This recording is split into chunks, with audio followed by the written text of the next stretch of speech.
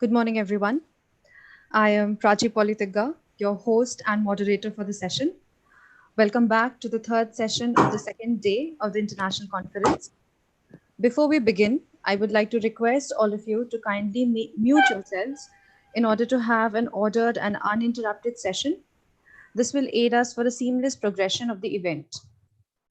The Zoom meeting room is closed now, but we are currently live on YouTube.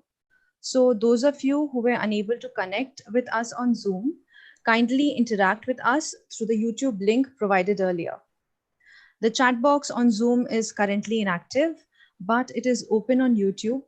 It will be activated on Zoom during the question answer segment of the session. The queries can be posted there so that it can be taken up with the resource person. Thank you for your patient hearing. This was just a small announcement from my side in the beginning. Honorable Principal and Patron, Dr. Sister Jyoti. Honorable Vice Principal, Sister Shobha. Honorable Resource Person for the session, Dr. Shreya Bhattacharji, Associate Professor, Department of English Studies, Central University of Jharkhand. Conveners of the online interdisciplinary international conference, Dr. Rashmi Mala Sahu and Dr. Afrinul Haq Khan. CP Coordinator, Dr. Debjani Roy.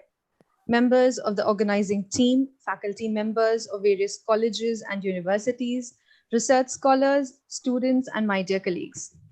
On behalf of the organizing team, I extend a warm welcome to the third session of the three-day UGC CP sponsored online interdisciplinary international conference on COVID-19 pandemic and its impact on human society, divergent voices and perspectives.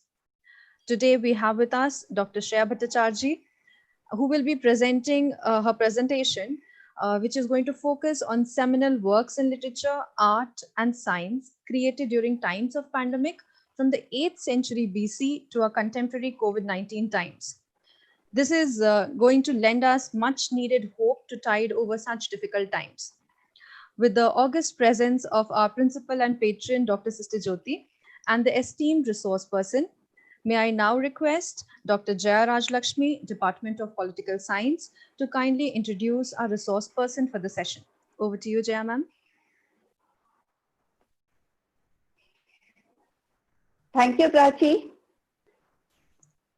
Good morning, everyone, and welcome to today's session. It's a great pleasure for me to introduce our resource person today, who is going to talk to us about Voices of Hope and Wings of Creativity, Surviving COVID-19 Pandemic. I'm very pleased to welcome Dr. Shreya Bhattacharji, who is an associate professor in the Department of English Studies, Central University of Jharkhand, Ranchi, India. Her academic interests include post-colonial studies, especially African, Afro-American, Caribbean, queer, and women's writing, border and partition studies, and contemporary literary theories. She has published widely and has been invited to numerous conferences in India as well as in the United States, France, Hungary, South Africa, and South Korea. Formerly a civil services officer, she also nurtures a keen interest in human rights, tribal and gender issues. So please join me in welcoming Dr. Shreya Bhattacharji. I welcome you, Dr. Shreya, to start your presentation. Over to you, Dr. Shreya. Thank you. Am I audible? Yes, ma'am, you are. Yes, ma'am. Good morning, everyone. First and foremost, I would like to thank Sister Jyoti and Nirmala College Ranchi for giving me this platform. I would also like to thank Dr. Afrin Haq and my student, Barkha, from the Department of English, Nirmala College, for inviting me. Without further ado, I would like to begin my presentation straight on. I would like to share the screen. If it's okay, I'll do a PowerPoint presentation. Yes, ma'am. 1 minute. Yes, it is on. Okay.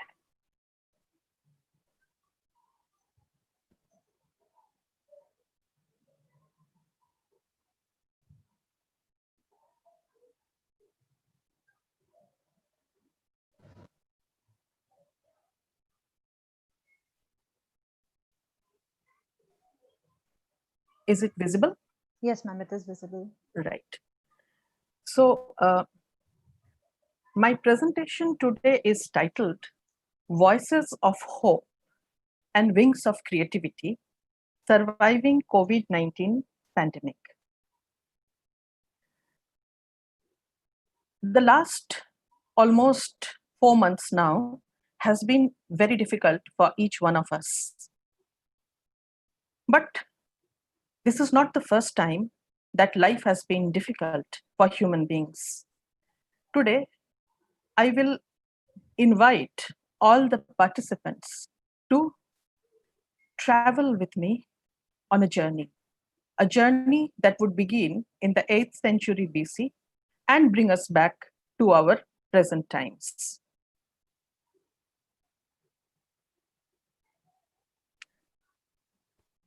I would like to begin with a text with which many of us are familiar, Homer's Iliad. You see, Homer's Iliad and Odyssey, these two are the foremost texts of ancient Greek literature, and they date back to the 8th century BC.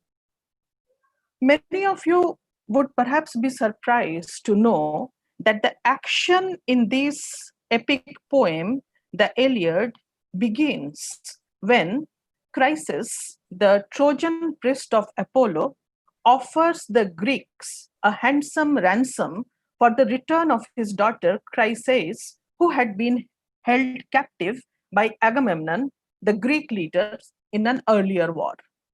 Now, the Greek army, it is in favor of accepting this offer, but Agamemnon, being the arrogant leader that he is, refuses.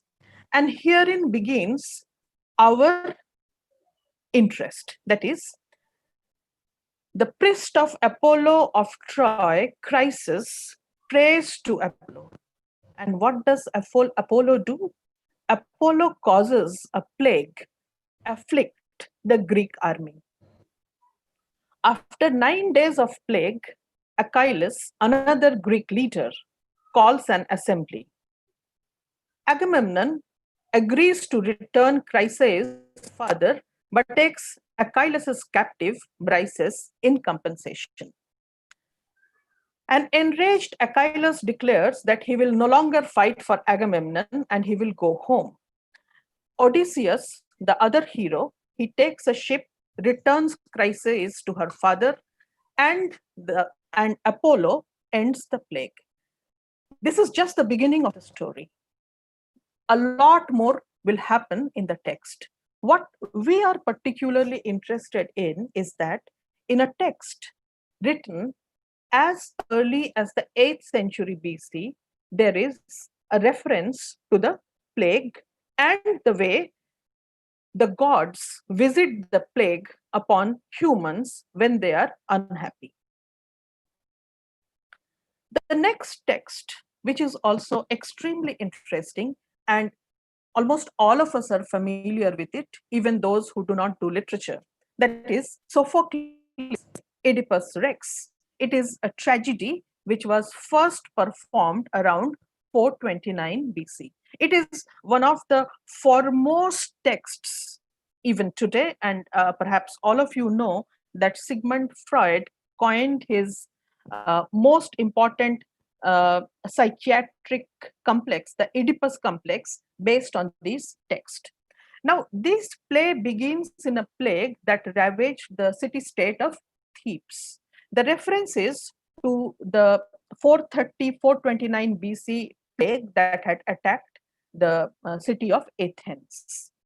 Now, when the play begins, Oedipus is already the king of Thebes, he has unwittingly fulfilled the prophecy that he would kill his father Laius and marry his mother Jocasta. He has already done this. And the play is concerned with how Oedipus can search for the murderer of Laius to prevent the plague from completely ruining the city of Thebes. Now, because it is an astonishingly good, play, so he is unaware, Oedipus is unaware that he himself is the killer he is looking for.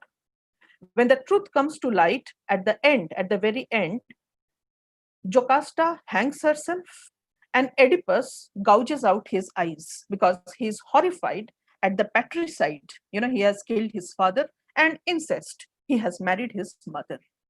Now, Oedipus Rex is a text which reflects very deeply upon the responsibilities and duties that a head of state needs to take at the time of acute crises. For example, an epidemic. And it becomes extremely relevant in our contemporary times. How would the different heads of states handle a crisis of this stature?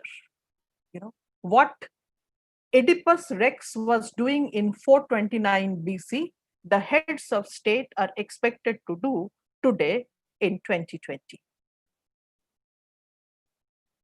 If we look at the Bible, we find several references as to the plague or other epidemics being God's punishment for human sin.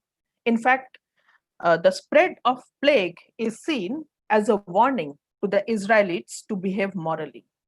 This relationship, this cause and effect relationship between sin and plague as retribution is seen not only in the Iliad, as we saw, or in Oedipus Rex, but also in the Bible. On your right, you can see an illustration, a biblical illustration of the plague by Paul Gustave Doré, the French artist.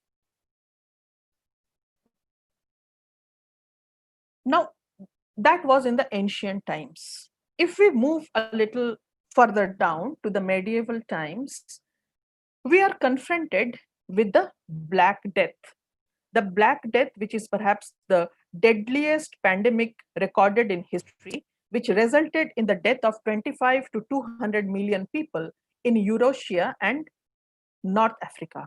This was a bubonic plague, and it was caused by the Yersinia pestis, a bacteria. And it peaked in Europe in between 1347 and 1351. The Black Death reached Italy in 1348, unleashing death. Now, one of the foremost Italian writers, Giovanni Boccaccio, experienced the plague personally as it ravaged the city of Florence in 1948. And this pandemic experience inspired him to write the Decameron. It was written between 1348 and 1353.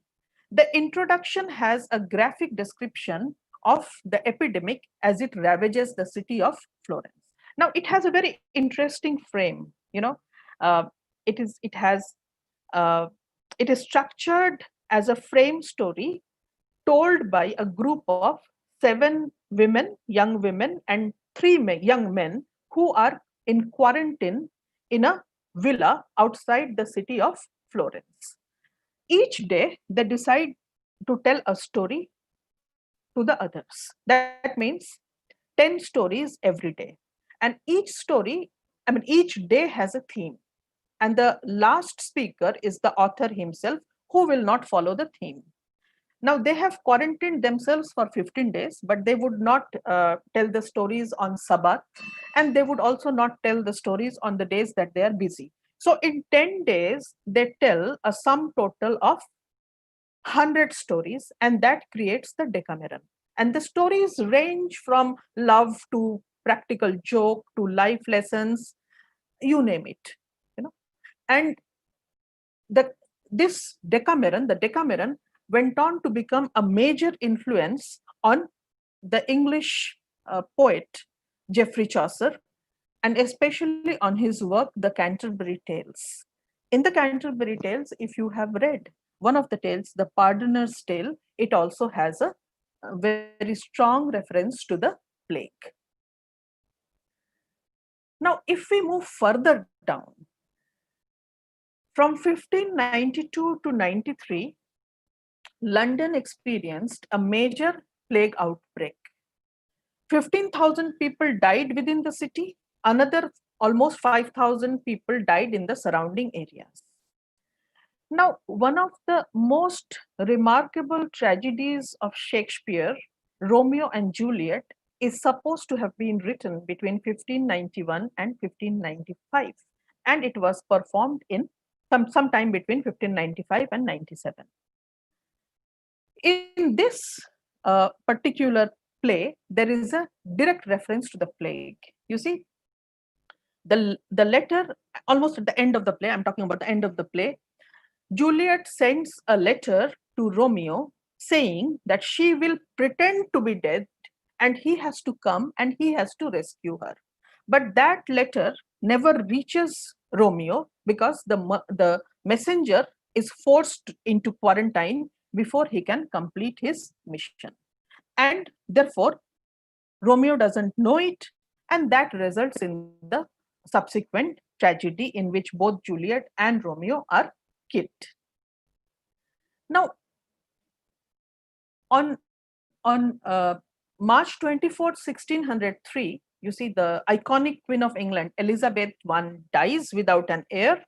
James VI of Scotland becomes the King of England as James I, but his reign begins with a devastating plague, and James I's first action was to issue a book of orders which outlined the rules and procedures to be followed to stop the spread of the plague and to aid those suffering from it. You can look at your right to see a copy of the order, which was published in 1603. Now, while I was thinking about this presentation for the last, believe me, for the last almost 20 days, I have been thinking about this. I was thinking that, look at Shakespeare, in his entire lifespan, he seems to have suffered the outbreak of the plague epidemic so many times. The theaters would open, a new play would begin to be performed, and then suddenly everything would close down because a plague has been declared. 3 months, 6 months, 1 year, all the playhouses are closed. Again, it begins, again, there might be a plague, right? And within that, he writes some of the most brilliant plays ever. You see, in 1603, his company, Shakespeare's company, Lord Chamberlain's Men, becomes the king's men, and they get some kind of funding from the king. But as I told you, the performances were infrequent, theaters were closed because people feared that the plague would spread through the crowds. And it reminds us of our days, doesn't it, of COVID-19, the fear of crowds. And it was during this time, 1603, 1604, which was a major plague year with the theaters being closed, that Shakespeare wrote Measure for Measure, and it was performed in 1604. Now, the play is set in an unruly Vienna, and which is heavily afflicted with disease. And obviously, Shakespeare draws inspiration from the plague-ridden London that he sees all around him. What is very interesting is that the disease that Shakespeare sees all around him does not find a direct reflection in the play, as we saw in Romeo and Juliet. Rather, it seems to have been metamorphosed into a kind of sexual excessiveness and sexual laxity that we see in almost all the characters of Measure for Measure. If we move on to his other major tragedy, Othello, this was also written during the plague year of 1603-1604, and it was also performed in 1604. Now, in this also, there is no direct reference to plague per se. It doesn't form a part of the storyline per se, but the unwarranted and incomprehensible ravage caused by the plague seems to be reflected in the play, in the malignancy, the motiveless malignancies that Iago shows towards Desdemona and towards Othello. You know, the plague. Why should something like the plague occur? Why should it claim so many lives? There is no answer to that. Similarly, there is no answer to the malignancy of Iago, the way he acts towards both Desdemona and Othello.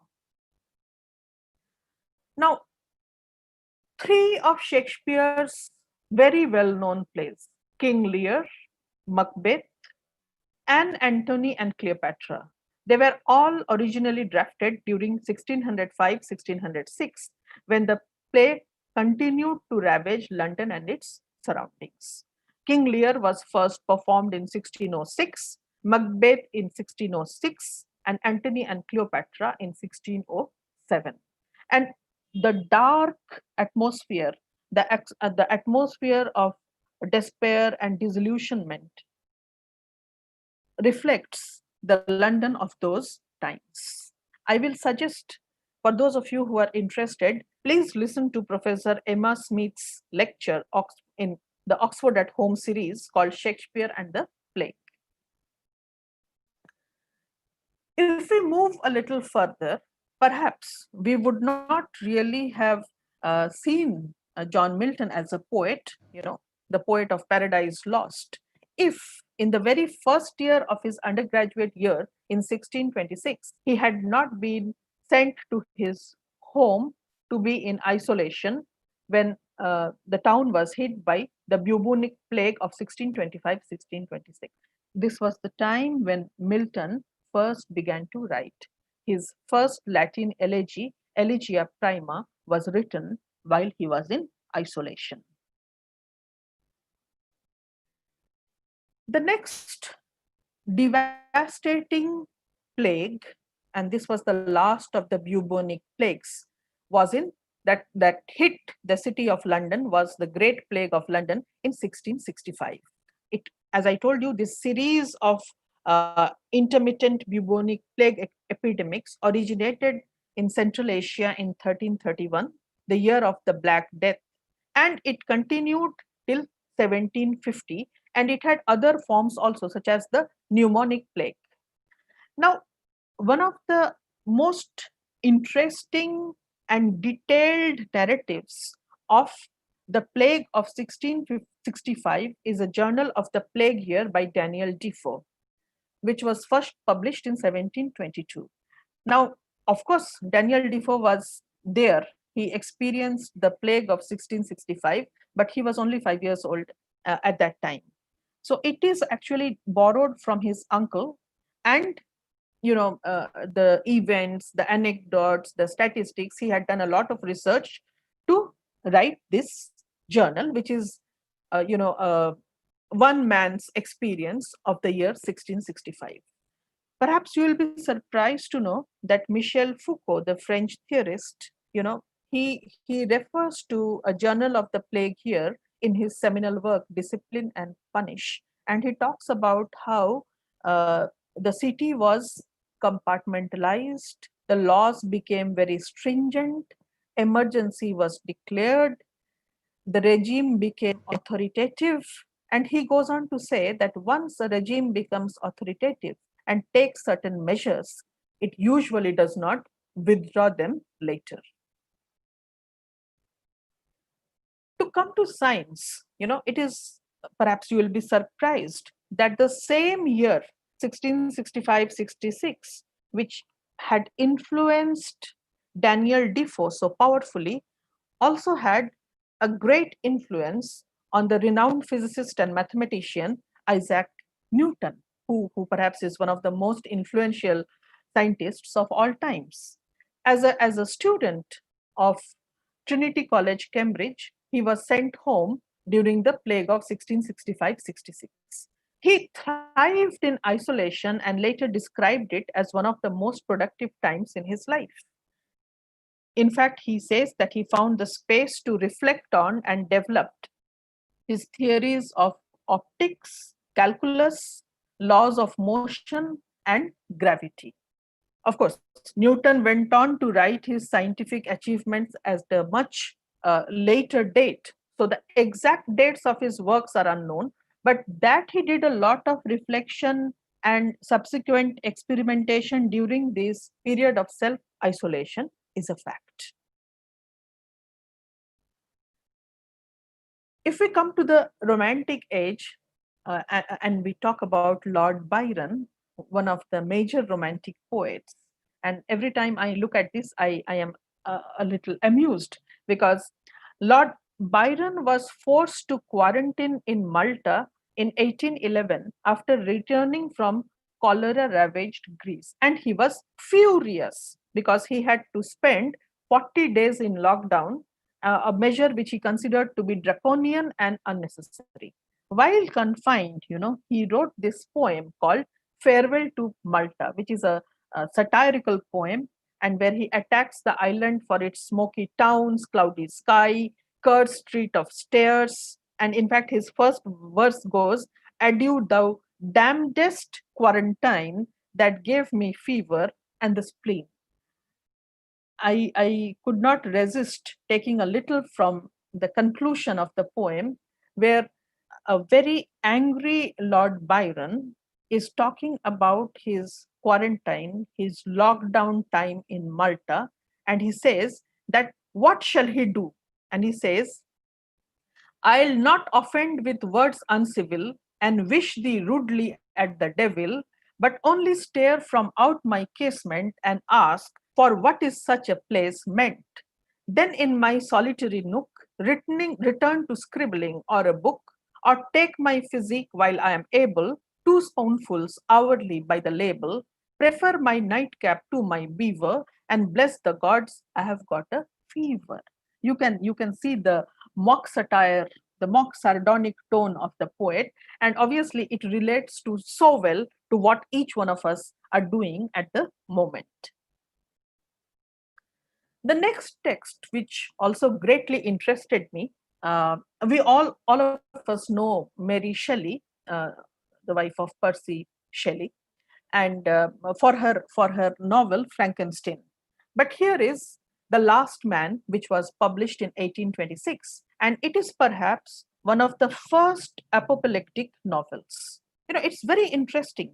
In the introduction, she says that she discovered a collection of prophetic writings painted in leaves, by the Cumean Sibyl, and she has edited those writings into the current narrative.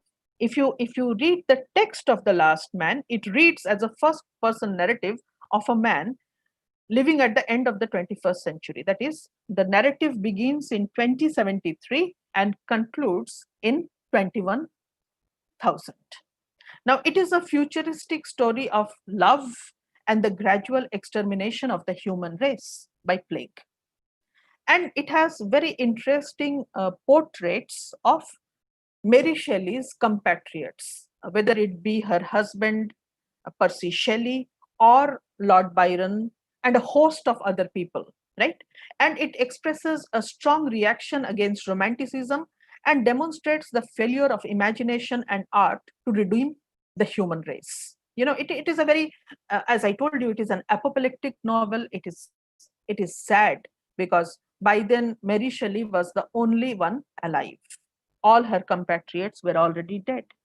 You will be interested to know that after 1826, it was never reprinted till 1965, when it received a lot of attention, because by then this lastness, and this prophecy of doom seemed to have come partially true and had become more relevant. If we move a little to the United States, we have the American poet and novelist Edgar Allan Poe, who published a short story, The Masque of the Red Dead, in 1842. It is unique in the literary tradition of the plague because it focuses on the metaphorical. Here, plague is personified as a mysterious figure disguised as a Red Death victim. The author meditates on the inevitability of death, but, and this is what I would ask all of you to pay attention to, the issue is not that people die from the plague. The issue is that people are plagued by the death, by the thought of death, by the fear of death, by the anxiety of death. And that is what we need to overcome. The next very interesting novel is the Scarlet Plague by Jack London, once again an American novelist. We are familiar with him. This is also a post-apocalyptic novel which was first published in the London magazine in 1912. Now, what is interesting about this novel is that it foresaw the unusually deadly influenza pandemic in history, the Spanish influenza of 1918-1920, which was caused by the H1N1 influenza virus. Now, this was published in 1912, and 6 years later, the Spanish flu had become a reality and caused the death of 20 million people worldwide. Now, it is especially relevant to our times because it was written at a time when travel was neither so easy nor possible for so many people. But 100 years down the lane, look at us now with COVID-19. This text, Pale Horse, Pale Rider, is by Catherine Annie Porter, an American journalist. And it was published in 1939, and it talks about the relationship between a newspaper woman, Miranda, and a soldier, Adam, against the influenza epidemic of 1918. You see, the narrative is set in Denver. Miranda becomes sick. She recovers to find that Adam dies of the disease, which he caught most probably while tending to her. Now, if you look at the title, Pale Horse, Pale Rider, obviously you understand that it is biblical. It is taken from the Revelation, and the 4 horsemen of the apocalypse or doom are obviously the conqueror on a white horse, war on a red horse, famine on a black horse, and death on a pale horse. You will be interested to know that this short novel is also partially autobiographical, in the sense that Porter herself was a survivor of the 1918-1920 influenza epidemic, and she says that this short novel is about the Pale Rider Death, who has taken away an entire era. Now, if we move to the field of art, there are 2 artists that I would like to talk about. One, of course, is Egon Schiele, and he was an Austrian painter. He was a protege of Gustav Klimt, the Austrian symbolist painter, and a very prominent member of the Vienna Secession art movement. And Schiele is considered to be one of the most important figurative painters of the earliest 20th century. In 1918, you see, the Spanish flu pandemic that claimed more than 20 million lives in Europe had reached Vienna. That year, the painter had begun working on a painting which was titled The Family. It was meant to be a portrait of himself, his wife, and his future child. On the right, you can see the painting, The Family.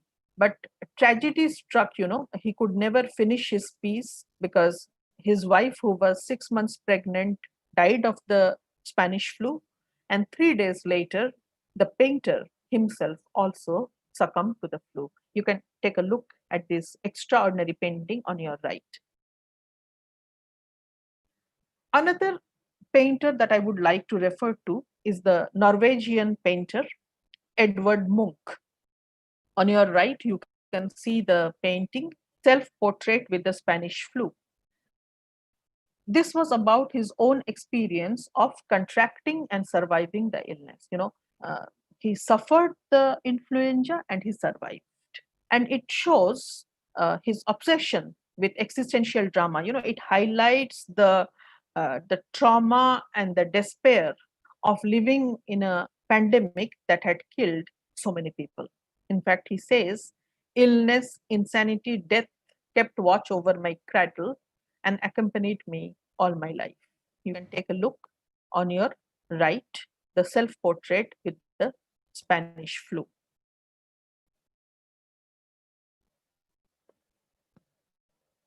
If we move on to science again, we have here Arthur Stanley Eddington, an astronomer who was deeply interested in Einstein's general theory of relativity. Now, Eddington decided to measure the bending of light by sun's gravity during a total solar eclipse. And this eclipse occurs again in 1919 during the Spanish influenza. And he organized 2 expeditions, one to Brazil, one to the West Africa coast. The results confirmed the general theory of relativity. And there were, of course, further subsequent experiments.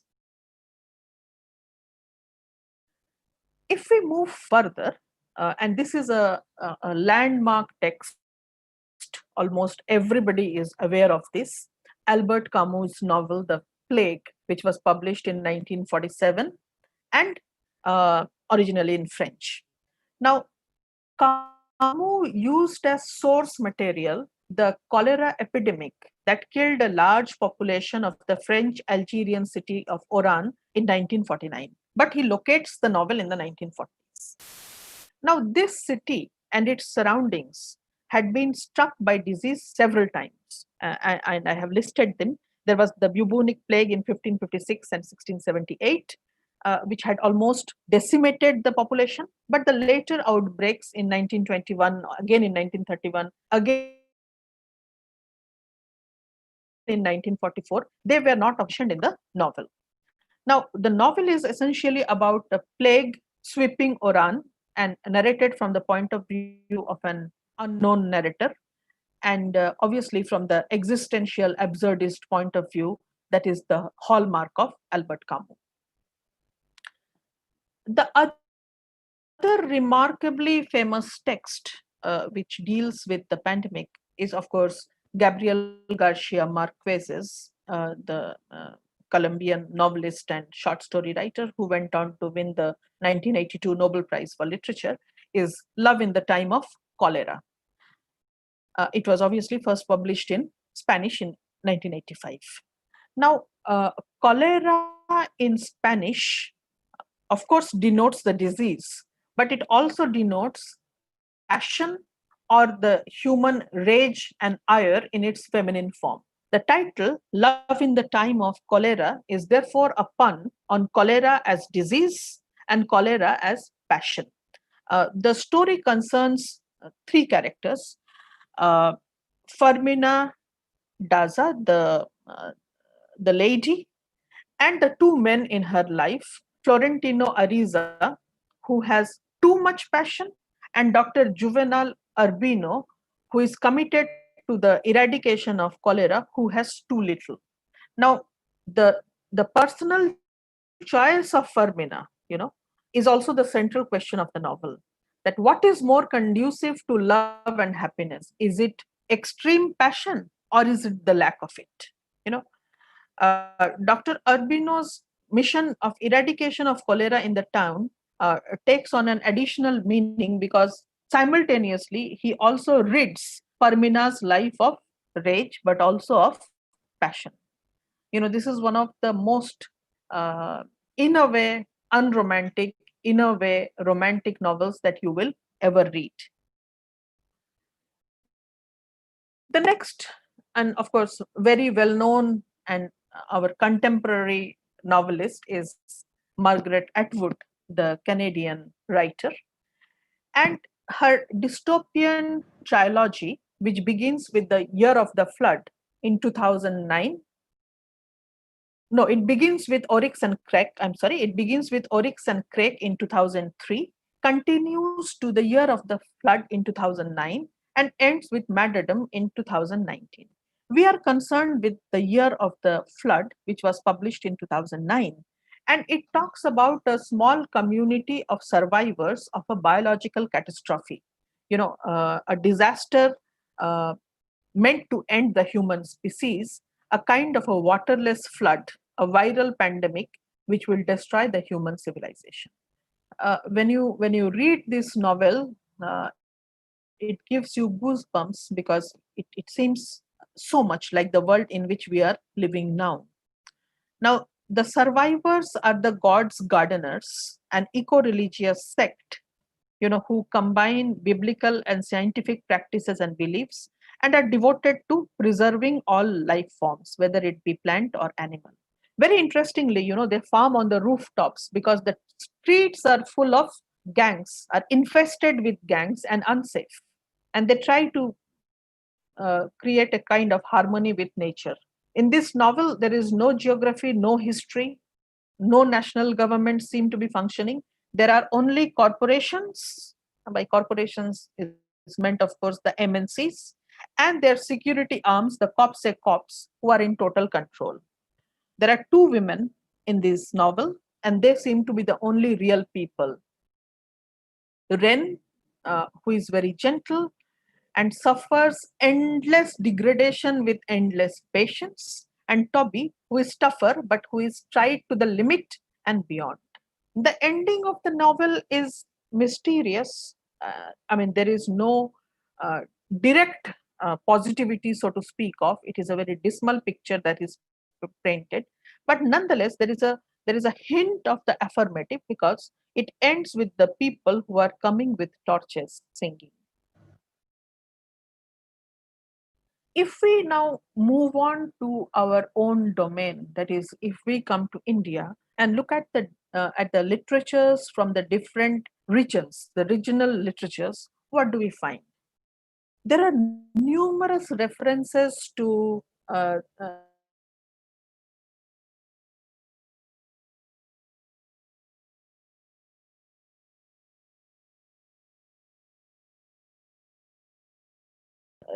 the different countries. The Odia writer Fakir Mohan Senapati writes Rebati in 1898. It is the story of a young girl, Rebati, who wishes to study more. Her father arranges a tutor for her who is called Basu, but there is a cholera epidemic that goes on to claim the lives of her parents, Basu, and finally Rebati herself. If we look at noted Hindi writer Premchand's works, you will find the reference in several, but I have chosen just a couple. If you look at Idga, and this continues to be one of my most favorite stories, it is about a poor boy named Hamid who lives with his grandmother Amina. Hamid has lost his father to Heja or cholera. It is such a sweet story, On Eid, the other children buy candies and toys for themselves, but Hamid thinks of his grandmother, who, when she makes rotis, she burns her hands every time she makes them.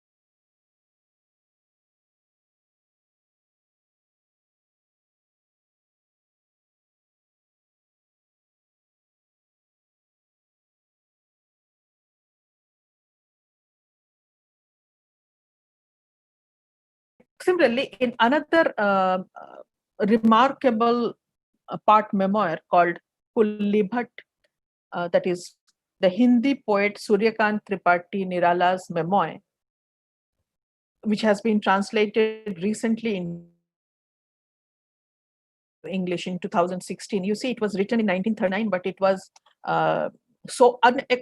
unexpectedly ahead of its times that it was not published till 1978 and translated only in 2016.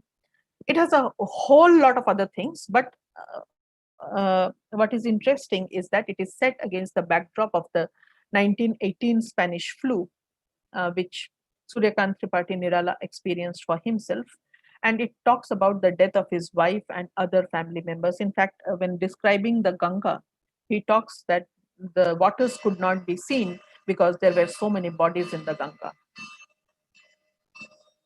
If we move a little further, we can talk about the very well-known Malayalam writer Shiv Sankar Pillai's novel, The Scavenger's Son. It is also about the spread of a contagious disease through the town of Alappuzha. Many of you are familiar with noted Kannada writer Anant Murthy's masterpiece Samskara, which talks about the death of Naranappas, the Samskara, how to do the death ritual. Of course, it's an extremely intricately designed novel with a host of other possibilities. But what is interesting is that the death is caused by the bubonic plague, and which results in a lot of other complications. Similarly, the Malayalam writer Kakkanandan's text Vasuri is smallpox in Malayalam, is again set against the backdrop of smallpox in a remote hamlet in Kerala, and it displays the fragility of human relationships when set against a crisis. On your right, you can look at the cover page of Vasuri. If we look at the Pakistani novelist, he is Delhi-born Pakistani novelist Ahmed Ali. His text Twilight in Delhi, which was published in 1940, is also a moving account of the 1918-1920 Spanish flu, which, as we have been talking about, went on to decimate 12 to 17 million people in India, and globally between 50 million to 100 million. And in his text, he talks about how shroud thieves stole sheets from the graves, and how grave diggers raised their fees fourfold during the pandemic. They did not bother to see that the grave was properly dug or deep enough or not. They had so many more to dig. This from the text. Now, if we come to the Bengali poet Rabindranath Tagore, obviously he needs no introduction, the first non-European to win the Nobel Prize in Literature in 1913. He also talks about epidemics in different texts. For example, in his novel Choturango. I'm not talking about that. I have chosen two of his poems. One is his long story poem called Puraton Bhritto, and the other is his short story poem called Obhishar. And the two can perhaps be read as counter narratives, which reveal both. I mean, this is my argument that a time of epidemic or a pandemic or a time of crisis brings out both the best in man or the beast in man, right? And this is what Rabindranath Tagore also shows. This is taken from Puraton Bhritto, which has been translated as Keshta Old Manservant of Mine by Monish R. Chatterjee. The poem is essentially about uh, a rich zamindar and his servant, Keshta, who is constantly ridiculed, and the entire family looks down upon him. But when the zamindar goes on a pilgrimage to Mathura, he is struck by the smallpox, and it is Keshta who had accompanied him and who takes care of him. You can, if we will just read the text. And finally, the zamindar recovers, but Keshta succumbs to the disease. So if we look at the text, the poem is there for you to read. I will just read the last bit. The my old man servant by my bed, he is there with him vigilant throughout, pours water in my mouth, asks if I feel better, feels my temple for fever, standing vigil with nary a wink, while not a grain of rice crossed his lips ever. I mean, this is the kind of care that he gives to his master. if we look at the next stanza, before long regaining my health as I was up and about, the fever set upon him. My life giver appropriated my fatal disease as each day his prospects grew dim. The roles have been reversed. It is Keshta who has become the life giver, and he has internalized the disease so that his Malik, he will live. Losing consciousness, he lay there for a day or two until no pulse in him was left. For so long had I tried my all to be rid of him, at long last of him was I bereft. He had tried to, chase him away, and finally he has achieved it. But the Zamindar repents. Not long after my pilgrimage over, I was back at my homestead, verdant, no longer with me my perennial companion, my faithful old manservant. You know, it brings out, of course, the best in Keshta, but it also makes the Zamindar repent for the way he has treated Keshta, albeit after his death.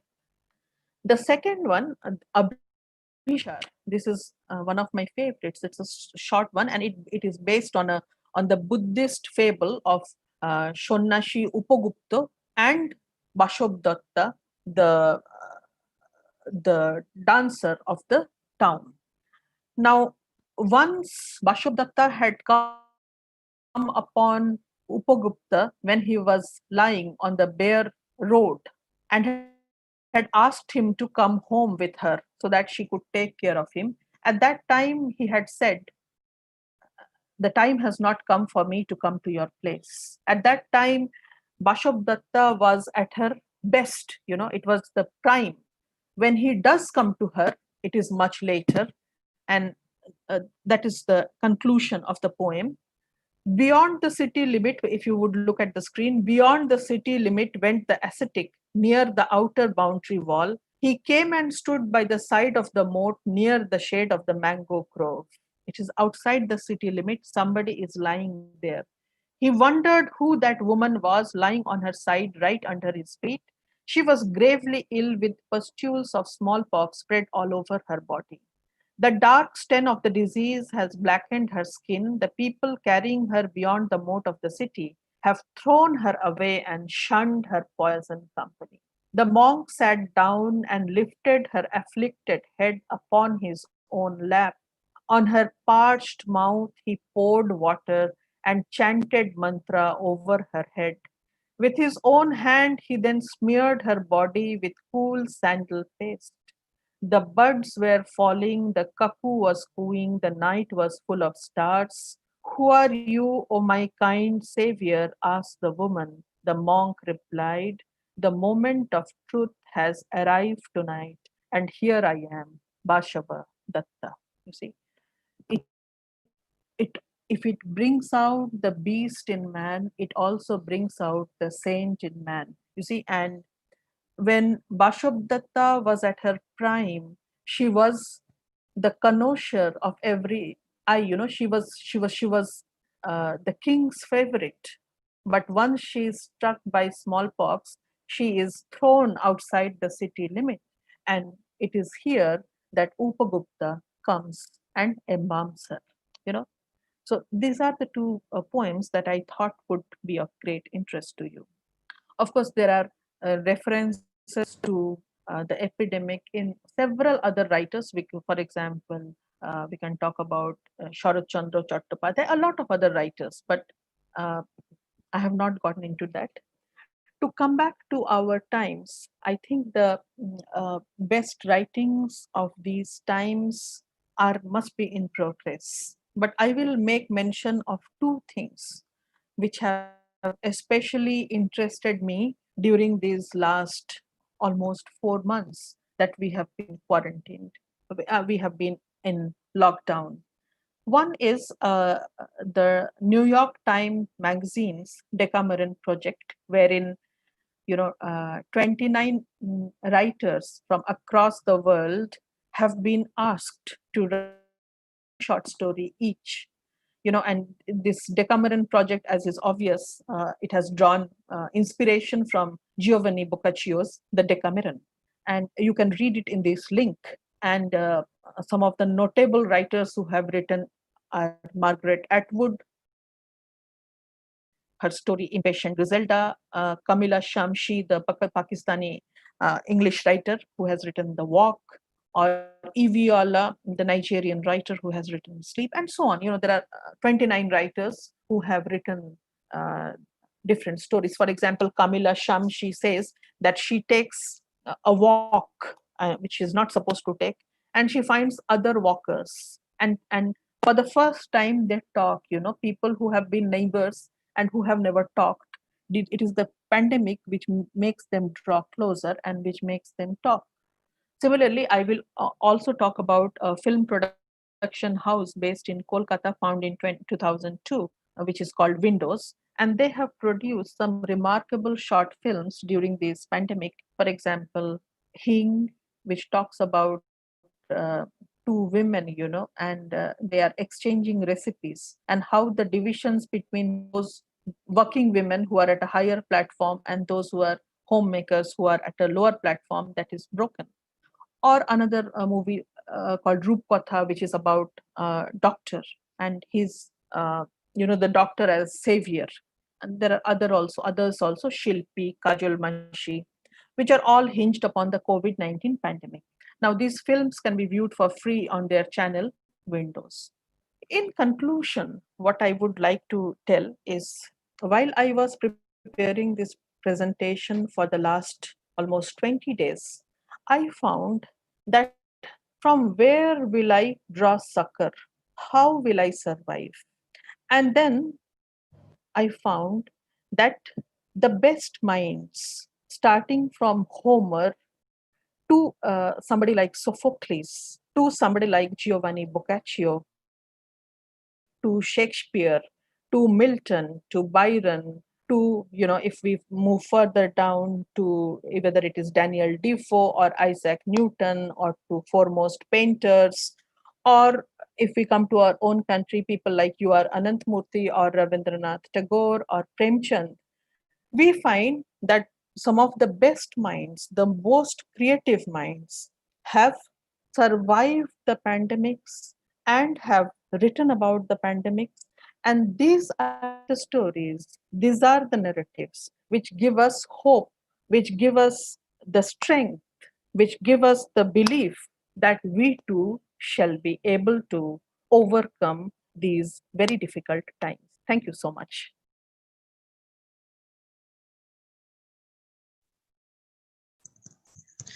Thank you, Shreya ma'am, for that wonderful presentation. As we have seen that history repeats itself, and literature being a mirror of society, it has kind of helped in the documentation of all the plagues that have plagued us, not just in English literature, but as you discussed in Hindi, in Kannada, as well as in other global languages that we have literature present in. It has prophesied doom, but human beings are resilient and they have somehow overcome the difficult times. And I hope that the same is going to happen with us as well. Now, there are a lot of questions that have come up from the participants, and I'll be moderating it for you. Dr. Janet Andrew Shah asks that it is interesting to note that mankind has been plagued by epidemics and pandemics. How much do we differ from the steps taken to contain it?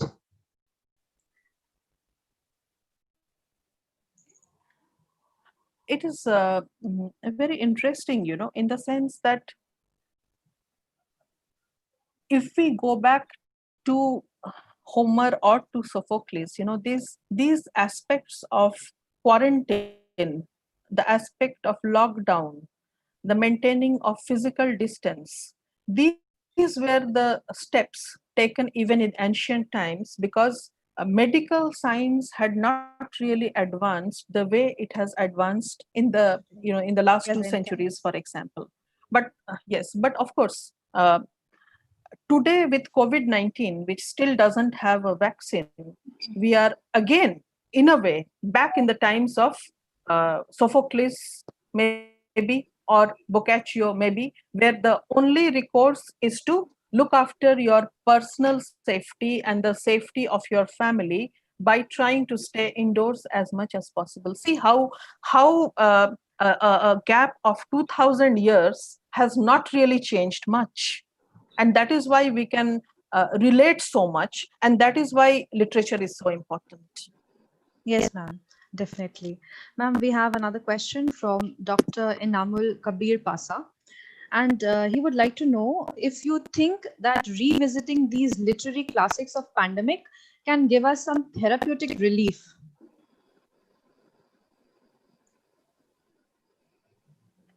I'm glad that this question has been asked, because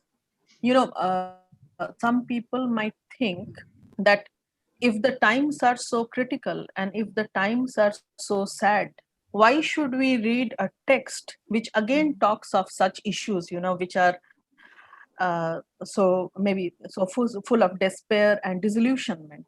But believe me, it is those texts which will also give you the means to fight back. It will give you the means to restore yourself. These are also basically affirmative texts. So it will also teach you how to live such difficult times. And that is why it is important to read these texts now as never before, right? Yes, ma'am, definitely. Ma'am, one more question from Dr. Sumant Kumar Jha. He asks, can we draw lessons from history to minimize the mortality of human race? And what in particular can be the course of action, according to you? See, I always feel that when you are into a discipline like literature or a discipline like history, it is imperative that you learn the lessons from history. If you do not learn the lessons from history, as Freud would say, that you would be in a trap committed to endlessly repeating the same mistakes.